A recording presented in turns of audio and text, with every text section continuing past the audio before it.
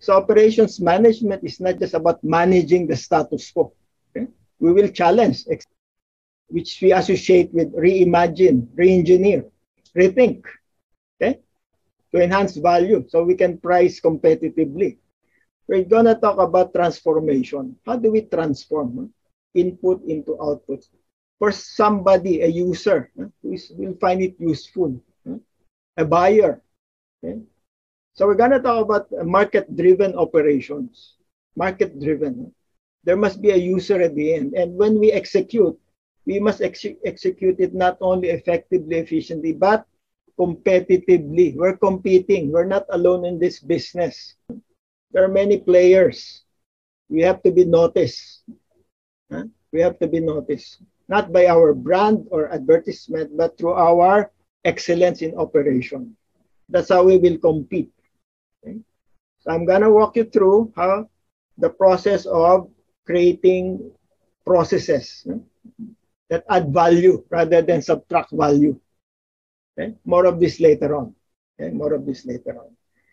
So let's start with course objective. Again, quickly, let me just go through this admin stuff, right? So I'm going to talk about not only managing, but also designing. How do you design a process? How do you plan? Okay? So that we reach our desired outcome. So we're going to talk about different metrics, quality, time, cost. We're going to link up with marketing.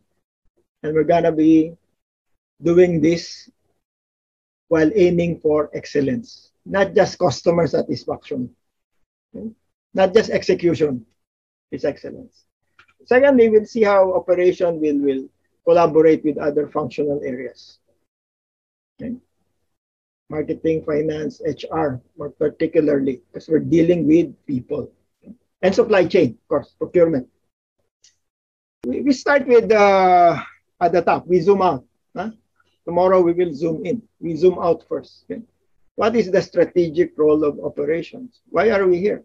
We're all managers, we're leaders of the company. You're senior management. So let's start with the strategic role. Okay? Okay. Strategy starts with environment. What's the playing field? You learn about this VUCA, VUCA. Okay? It's a very disruptive environment, a lot of discontinuity. You cannot rely on your typical forecast or typical long-range planning. You cannot plan operation based on a stable world.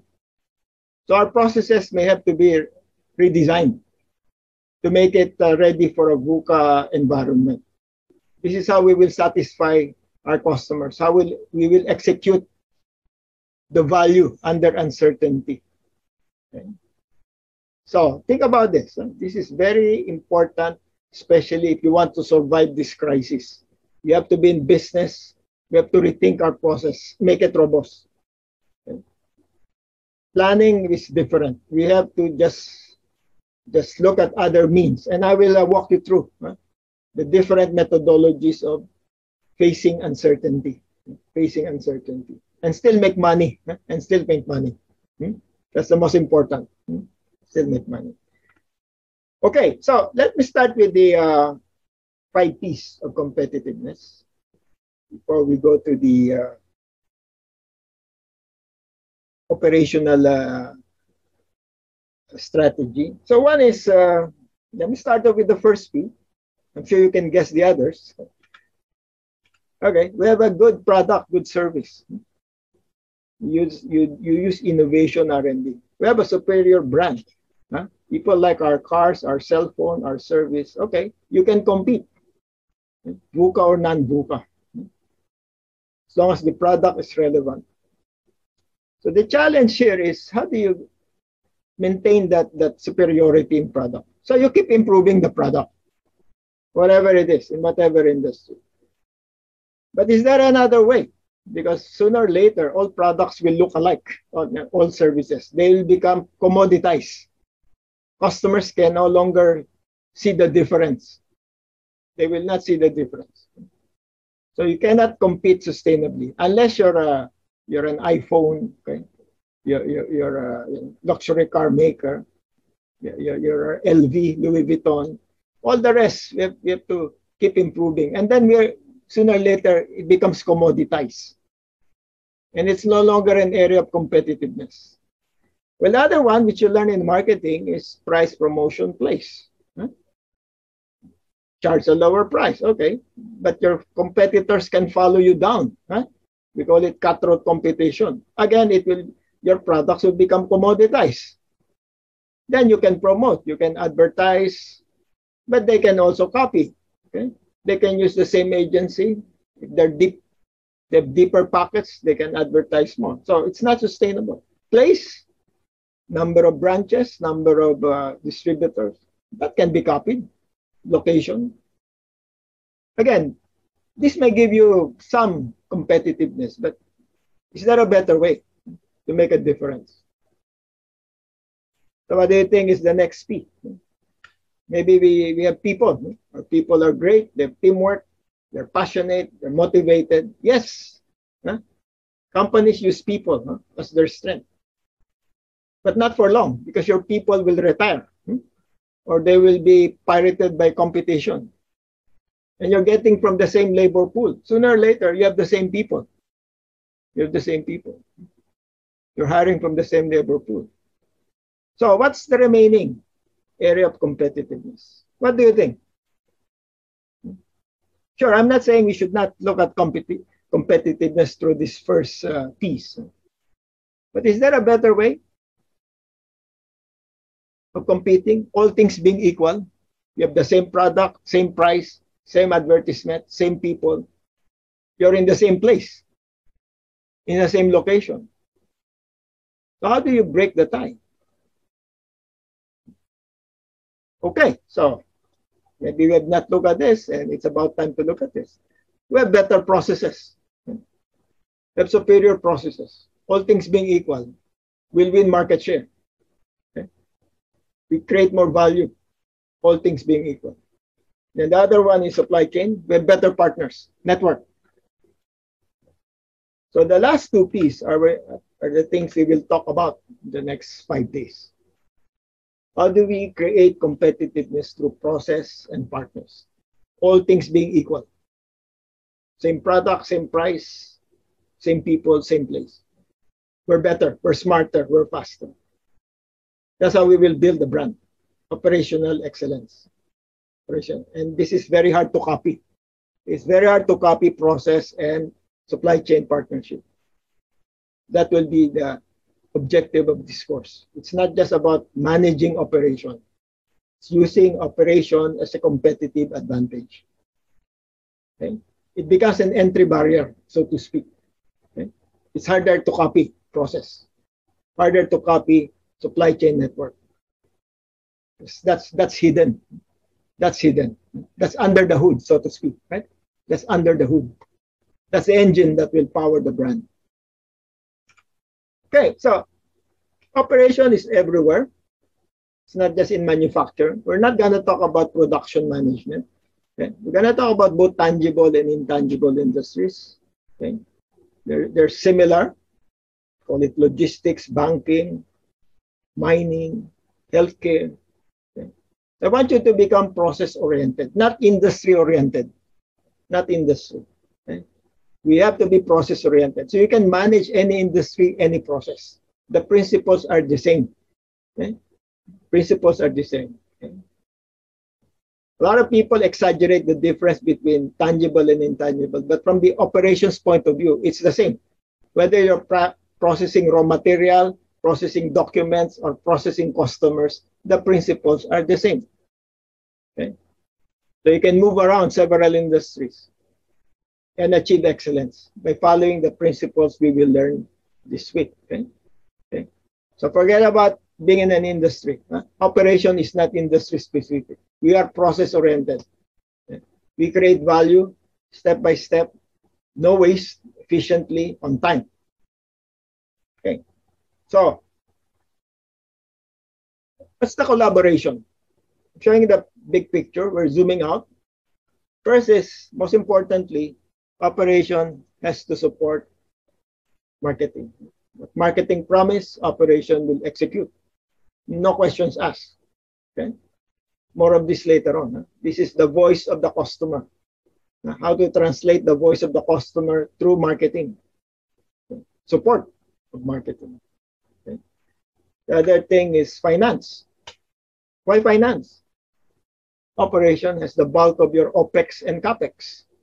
A lot of investment in operation. So all your financial metrics are affected by operational efficiency. Okay? Financial ratio, cash conversion cycle, inventory turnover, everything affected by how well you operate. Okay. Budgets, most budgets go to operation. So the financial health of a company is affected by the health of your operation. Then its impact on people, productivity. Most of your people are in operations. Okay? So when we talk about teamwork, communication, motivation, productivity, these are all on the operations. So we have to manage operations very well. Okay? Because manpower is our biggest cost. Okay? If you want to cut costs, cut waste, you have to be operationally efficient.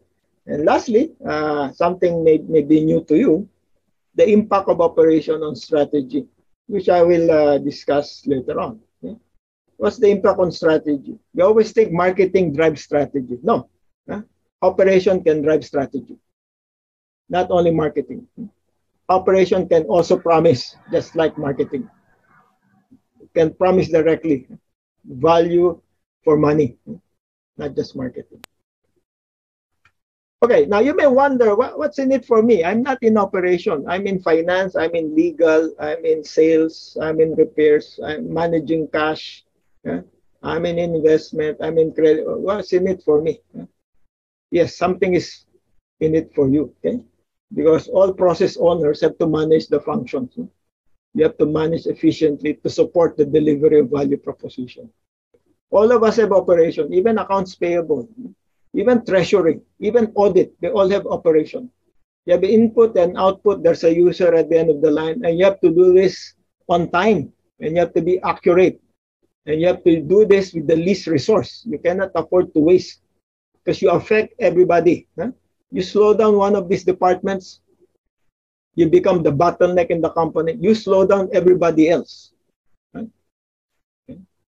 You can be in non-operation, but you can slow down the operations of the company if you don't manage your department well. Okay?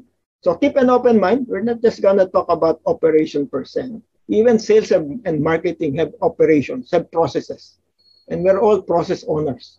It's our job not just to manage and run the process, but to run it efficiently. Okay, okay. Another big picture. Of course, the business of business is making money. Correct? We're here to make money. So there are two ways to make money. Either you increase sales or you cut costs. So let me poll the class again. Let's start with costs. What are the typical ways of cutting costs if you want to increase profit? Look at expenses. Expenses. I like that word, expenses. But not all costs are expenses. Okay? Not all costs. There are many costs that does not appear even in the P&L. Right? Okay. So there's a limit to this, but you're correct. Cutting expense like bond paper or entertainment, meals, electricity. You cut these expenses out of pocket expense. Surely you will cut costs, but how much? Right? There's a limit. Any other way we cut costs? You can talk about other companies. What do they cut? Especially now during the pandemic, which costs are being cut right now? Because companies are burning cash. Which costs will they cut? That is people. It's so obvious. The problem is, it's obvious. There are many non-obvious bigger costs that we will learn today. People are not the only cost drivers. Okay? They're not the only. Then you zoom in on the process. If you don't want to cut people, you have to cut process. You cannot do this right away. You have to study the process. You do not just count heads, right? Unlike in downsizing. Okay? But improving the process is hard work, easier said than done. That's why many companies do not cut process. They don't know how, right? Okay? It requires deep knowledge of the process. But most costs and wastages are embedded in processes. Unfortunately, things that are not obvious, that's where the gold mine is. That's where the gold mine. will help you dig up this gold mine. So, but can we do this in terms of operation? Okay, what's the right way? Okay, you cut operating costs. Cost of goods sold, OPEX, this is operation, overhead. Okay. Delays can drive costs. I'm sure all of you experience delay. Every time you have a delay, costs will rise somewhere in your P&L. Overtime, communication costs. Okay. Any delay, especially in logistics and shipping, where you have a lot of delay. This can, poor quality. We're gonna talk about this in day 3. Every time you have defect, you have rework, you have back jobs, costs will rise. By the way, if you do the opposite, you bring down costs. If you improve quality, costs will be saved. So imagine all these process breakdowns. These are all avoidable costs that should have been profit. They should have been profit. They're not budgeted. You don't budget for delay. You don't budget for rework. They eat your profits very fast. They're not budgeted. Overtime, penalty, activity losses, material loss, low utilization, downtime, all of this that we see around us. These so-called operational failures are really profits lost because they are all avoidable costs. Think about that. So my typical question is overtime. What do you think of overtime? I'm sure your managers, you approve overtime or you request for overtime. How do you interpret overtime? So it's a problem that results from another problem. Any other? When somebody asks you to approve overtime, do you approve right away? Do you sign and say, okay, you do overtime until it becomes everyday overtime? Of course, employees like that, but that's lost profit. Time is not budgeted. It's lost profit again. Correct, sir. The company loses. You have thousands of people applying for overtime and you don't change the process. That's the problem. We approve overtime, but we don't improve the process. And then it happens again next day, next month. And then we exceed the budget of labor. You try this as an exercise. No overtime for 1 month after OM. Let's see how you do it. Okay. You don't approve any overtime. And you do that by improving the process. Okay. That will be tough, but that's your job as a manager. Okay. Protect the profits of the company by improving the process. Not by throwing money at the problem. Every time we have a problem, we throw overtime. Okay, so that's the cost side we will talk about. Okay, what about on the sales side? How do we increase sales? What's a typical way to increase sales? What if you do something else on top of this? We multiply the effect of these strategies that you mentioned. Through operation. What if we cut order processing time? This will increase sales. This is operations. If you're very slow in processing the order, you got all the leads, but you cannot process, then you lose the sales. You lose opportunity. This is operation. Okay? What about response time? How quick can you respond to a query? If you're very slow, you can do all your pricing strategy, all your promo, but you're very slow in responding. You're gonna lose. Even e-commerce, even in digital business, if you're very slow in responding, you will lose the leads. Orders will be canceled. Digitizing an inefficient sales channel will not help you if your speed is slow. I can name others: fill rate, service level, timely delivery, inventory turnover, turnaround time. Of course, this applies to logistics, shipping, cash conversion cycle. These are all operations. You convert cash, accounts payable, accounts receivable, inventory. That's heart of cash conversion cycle is operation. MOQ, okay? How low can you go in MOQ? That's how you increase sales. If your MOQ is very high, your sales are limited to big clients. So we're gonna talk about lowering your MOQ to increase sales. How fast can you customize? That's operation. How fast can you innovate? Innovation speed. Combine that with manufacturing, we call that time to market. That's operation. From idea to shelf. So these are the ways we will increase sales through operation. On top of branding, advertising, and pricing strategy, and channel strategy. So operation can hit two birds with one stone. Can increase profits, increasing the top line and reducing the middle line, which we call waste, unnecessary costs. Okay, so we now start to zoom in. Now you know why we're studying this subject matter. It's the fastest way to make money. It's also the fastest way to lose money. The fastest way to lose money. You blink an eye, that's it. Your profits are gone. Right? Your profits are gone. So, over the next 4 days, we will talk about excellence, effectiveness, efficiency. We're going to talk about strategies and template. Why template? We need a pattern, a business model. We can repeat. We can create so that we can protect our profits. We optimize. So we're going to talk about model building. At the end of these 4 days, hopefully we'll have an operating model we can apply to many industries, many companies, subsidiaries, division. Okay? So we create, protect, optimize profit so that all sales become profitable. Just because you have sales doesn't mean you make money. You can lose money by expanding, by selling inefficiently. You sell inefficiently, you waste the sale. And of course, even growing, as you grow the business and the group is growing, we make sure that every growth is profitable from day one. How's that? No trial and error. Okay? Just like the great fast food companies, Jollibee, McDo, and Kentucky Fried Chicken, everywhere they go, from day one, they can grow. From day one, they make money because they have a template of operational excellence. That's our dream. We copy and paste excellence across industries, across processes, so that we are guaranteed the profits every time we sell. And of course, customer satisfaction. So the execution of the value proposition comes from this, right? So execution comes with scaling. We will grow the model.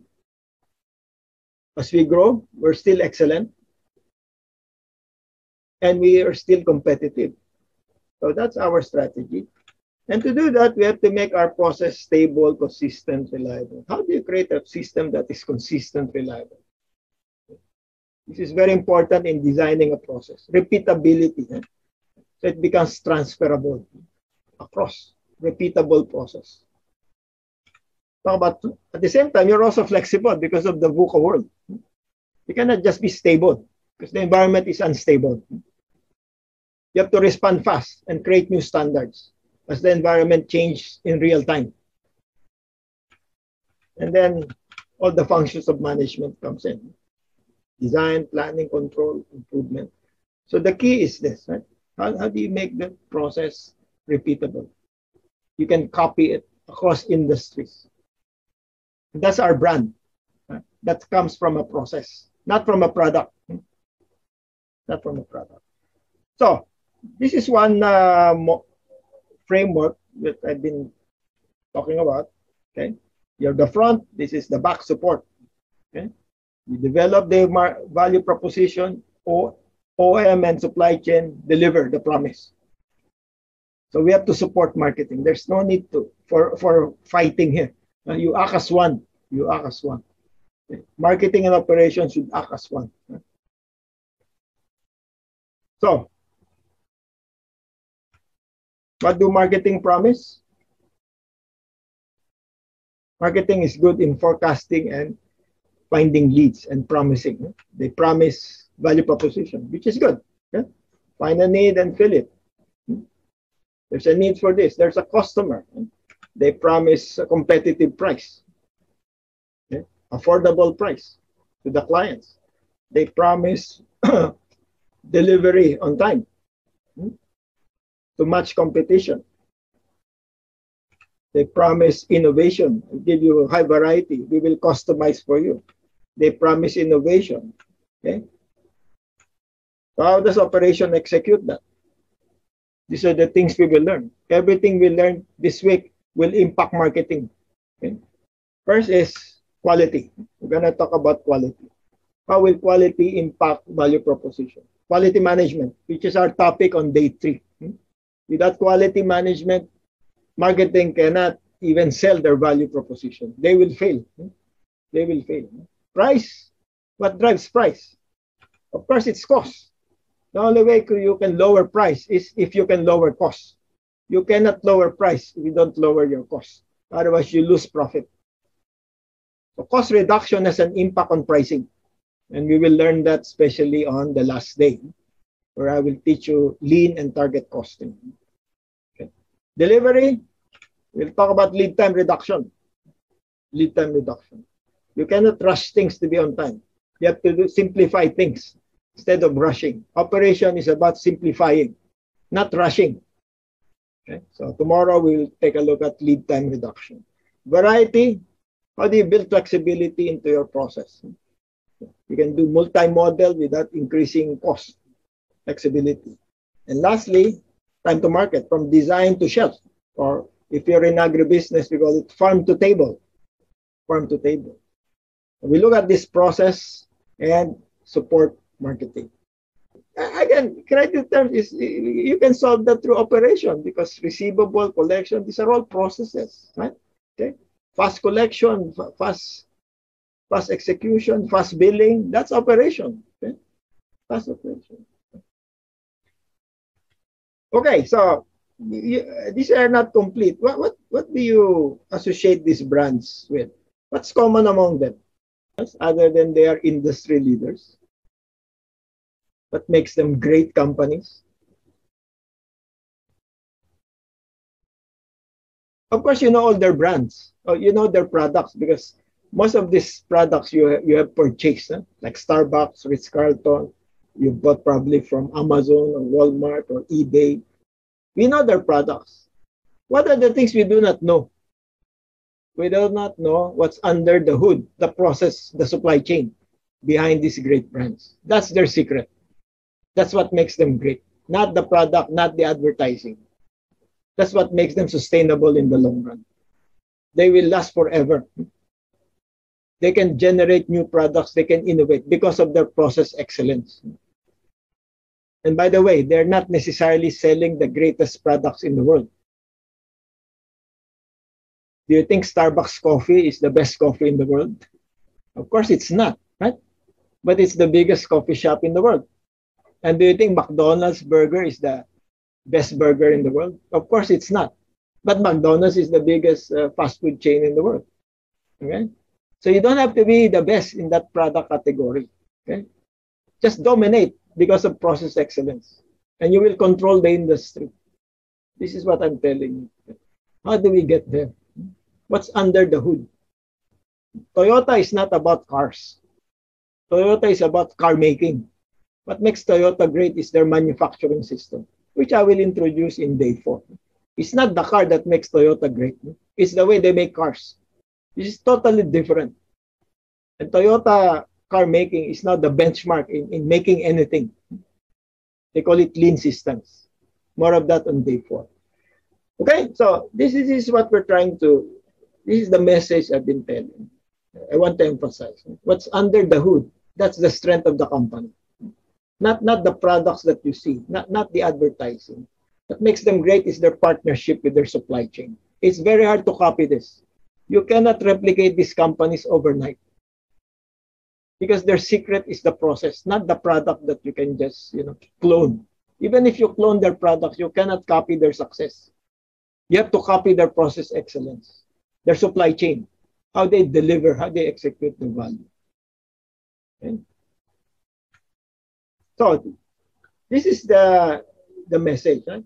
From operation, excellence, and we will talk about excellence. Now you can promise something.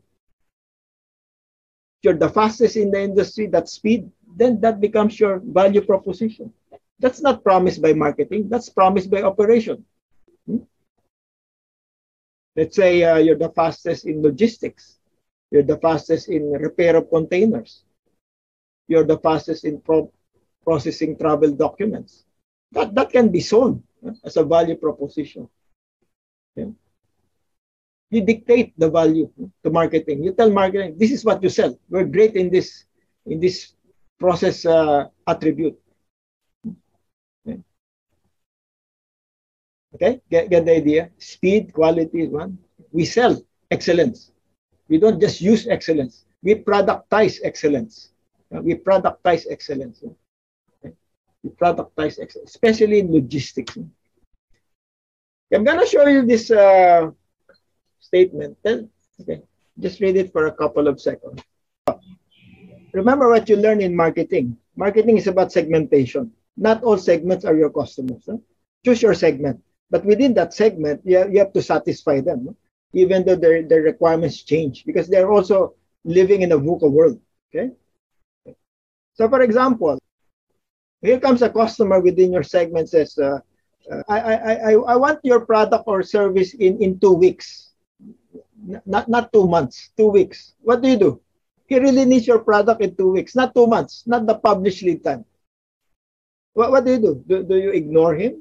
Do you say you're not my customer? But he's been your customer for many years. Suddenly he wants your product in 2 weeks, not the usual 2 months. So what do you say to him? Don't stay in your comfort zone. Don't get easy customers. You will never change the process. Challenge the process so you can go to blue ocean. You can create your blue ocean. Get new segments if you excel in something.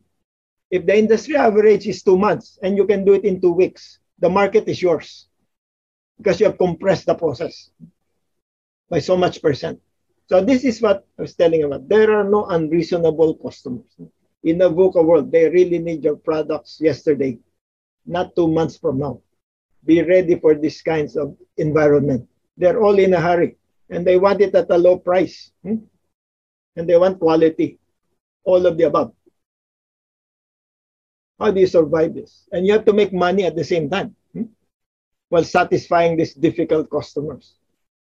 That's the reason we have to be excellent. Okay? Save the customer and make money out of that. Okay?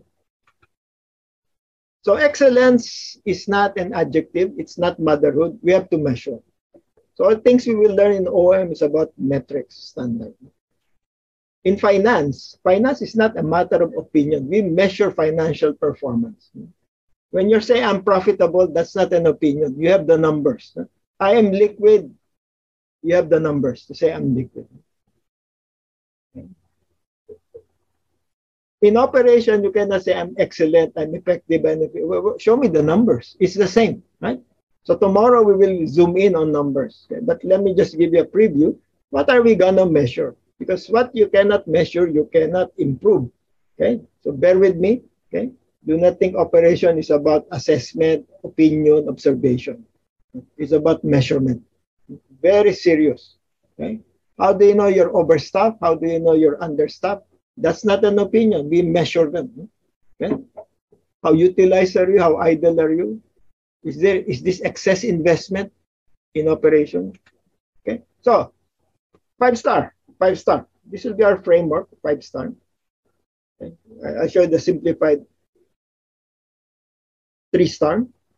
So one metric, this is not necessarily in any hierarchy or priority. First, quality, we will discuss this on day 3. What does the customer want? Same time, speed, how fast it, then you have agility, flexibility, and you have cost efficiency, which translates to price, and of course, sustainability, green, right? Environment friendly, as you do all these 5. So this is our first definition of excellence. Okay, this is not an excellent company. You're very quick, but you're poor in quality. Okay? The idea is to expand this, so you're excellent in all 5. If one is missing, you cannot say I'm excellent. I'm just quality, but you're very slow. I'm just low price, but you're also low quality. You cannot do that. So the question is, how do you achieve all 5 at the same time? That's hard work. That's what we will learn in this course. With minimized trade-off. With minimized trade-off. We will design from start so that we hit the 5-star from day 1. Not as an afterthought, but from planning. From planning the process. So some metrics. Okay. So when you talk about penalties, SLA, satisfaction, feedback, this is measurement of quality. More of this on day 3. Speed, any process has time element. So we talk about lead time, timeliness, delay, response time, turnaround time, conversion time, processing time, whatever. Huh? Okay? Documentation time, okay? Setup time, all the time we cut in operation. That is speed. Okay? That is speed. Cost, okay? We'll learn this tomorrow and day 4. Efficiency, asset turnover, downtime, systems loss, penalty, again, price, competitive. These are all cost drivers. These are not complete because you have staffing, okay, capacity utilization. Flexibility is how fast you build from design to sales, speed of innovation, customization, redeployment, redesign. Okay? How fast you can adapt to the changes in clients, okay? Changes in the environment. Okay? And fourth, sustainability, your carbon footprint, your energy efficiency, your solid waste, etc., etc. This is not in the far future. This is already today happening, right? Clients are demanding green partners, green products, green services. This is a given in customer expectation. They don't want to deal with clients with very high carbon footprint because they are socially responsible customers. They want to buy only from socially responsible suppliers. Okay? Again, how do you design a process with all 5 at the same time? No trade-off. No trade-off. That's what we're trying to learn here. It's not just execution at any cost. It's execution with high speed at low cost, low waste, with little carbon footprint. Okay, so zoom in now, zoom in. So essentially, when you look at operation, you look at the process, and there's an expected output and there is an input. We convert. So it's about conversion. It's about transformation. It's about putting only value-adding steps. For example, you have this input. We're not just talking of raw mat converted to finished goods. Of course, design you convert to a product. So this is what we call design process. Okay? The design is also a process. Raw mat to finished good, we call that manufacturing process. Right? And there's somebody else here, the user. Right? Raw data, of course, that is the IT process, information processing, knowledge management, etc. Right? You know that because you're in ICT. Right? Okay. Loan application, that's approval. That's the banking process of loan approval. Inquiry becomes response. That's BPO, business process outsourcing, right? Call centers, etc. Right? Okay. PO to goods delivered, of course, that is your procurement supply chain together with invoice to check payment. That's your accounts payable processing. Right? We convert delivery of payment the same with accounts payable. Of course, your maintenance will have request as input. Output will be a fixed equipment. What about training? What about the school? What's an output of a school? If you look at the school or a training center as a process, what do you think? What's the output of a school? What comes out? Student comes in, what comes out? Wait, no, it's a graduate, it's a useless output. Okay? It has to be something useful or employable, something like that. Or an employed graduate. You just say graduate and he becomes jobless. That's a failure of process. Okay? Imagine so many graduates without a job. That's a failure of the school. Process failure. And they think that by coming out with graduates, they're successful. What if these graduates cannot find a job? That's a failure of the processing. So think of any process that you see as input-output, whether it's processing document, a person, a raw material, be process-oriented. We need this kind of mindset. Even a school, even a military, even a church, it's input-output. Okay, we add value or we subtract value if you do it inefficiently. Okay, we create value as the input grows inside the system. Okay, as quickly as possible, as efficiently as possible. Okay, get the idea? This is process. Next time you go out of your office, you look at everything that you see as processes. As processes. You eat in a restaurant, that's a process. You ride the subway, that's a process. You check in at a hotel, that's a process. Everything is you're being processed. And things can go right, things can go wrong during processing. Okay? Because of design of the process, because of the management of the process. Okay, so it's about conversion and transformation by adding and creating value, not subtracting value or adding waste, something we will discuss repeatedly. Design it as a lean system. Okay, so I've been talking about this, right? Input process. Let's complete the map. Let's complete the map because you're going to do this. This is not complete because you need a user at the end of the line. A buyer, an end user, a consumer. Okay, the customer can be internal or external. So something that's missing. Who are the suppliers of the input? Because you don't supply your own input, you source it from outside. As simple as it is. Okay, we call this downstream part the demand chain, and the upstream part as the supply chain. Okay, in some literature they combine supply chain and demand chain. They just call it supply chain, end to end. Okay, from sourcing to the end user. That's a new definition of supply chain, not procurement. But for us, for this course, when we talk about demand chain, this is the selling and the after sales. Supply chain is the sourcing. Okay, and then you put the acronym SIPOC, right? SIPOC. So that's how we look at the operations framework. So how would you read this acronym? So we will forget about reading in English. We will read like the Chinese, right to left. We call this copies. We start at the end. We start at the end, not at the beginning. We start at the end. Okay. So every time you design a process, do not start with employees or suppliers. You start with the client. Okay. Then you design. Okay.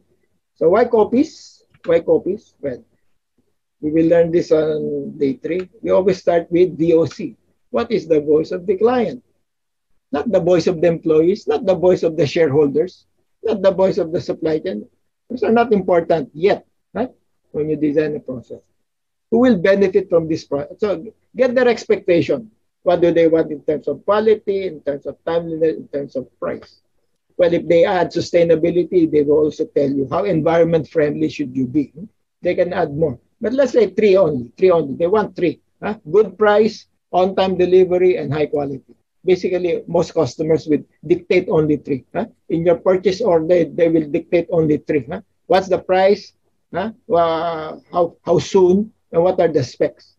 Then roll it back. Roll it back into a product and to a process. Now you design the process. And then you dictate to your supply chain. The same voice, translated to process to supplier. Okay? Synchronize. Synchronize. This is excellence. Nothing is lost in translation. You understand? Okay. So you cannot set standards by yourself. You set standards based on the market, what they want. Otherwise, you become irrelevant. Your products won't sell if you design it from the wrong end. You always start it with the right end. At the end, outside looking in rather than inside looking out. Okay? This is how you design a good future-proof process. Resilient. Always putting the client in mind. Reasonable or not. Easy or hard, doesn't matter. You want to give that client, design or redesign the process to satisfy that client. Okay, then we add the value-adding steps. We will zoom in on this. Okay, no more, no. Simplify, don't complicate. Add value, do not add cost, add value. Add value. No overtime. Okay, be lean. All the customers want is the output. They don't care about your process. They want this. They're going to pay for the output. But for us, to deliver that output, we have to have superior process. Okay? Okay. So, another way to look at it is deploy the output quality, cost, delivery down to the process and input. For example, well, I gave you a reading on this. If you want high quality, your process should be high quality. Your input should be high quality. You cannot have high quality output with low quality process and low quality supplier. So you cannot just get from the lowest bidder who gives you low quality. If your output is high quality, there will be a mismatch. There will be a mismatch. Or you get employees who are not trained to do quality work. And then you're producing high quality output. There will be a mismatch. It's very hard to produce if there's a mismatch. You want fast delivery? the process should be fast. People should be fast. Vendors should be fast. Everybody fast. So you get fast vendors in case you're operating in a market that is high speed, like fast fashion, fast food. Okay? Of course, logistics is into fast service. So everybody fast. Employees, contractors, vendors, supply chain. You cannot base selection on price or cost. You have to base selection on proximity or speed if you want to survive in that VUCA world. Okay, so this is what we call matching. More of matching tomorrow. There's another thing we will match tomorrow. Demand and capacity. So this is the first match in process design. Okay. The output is highly skilled. So you cannot use semi-skilled employees just to save money. That's a mismatch. Or high precision product, but you're using a machine that is low precision. That would be a mismatch. It's very hard to deliver the promise.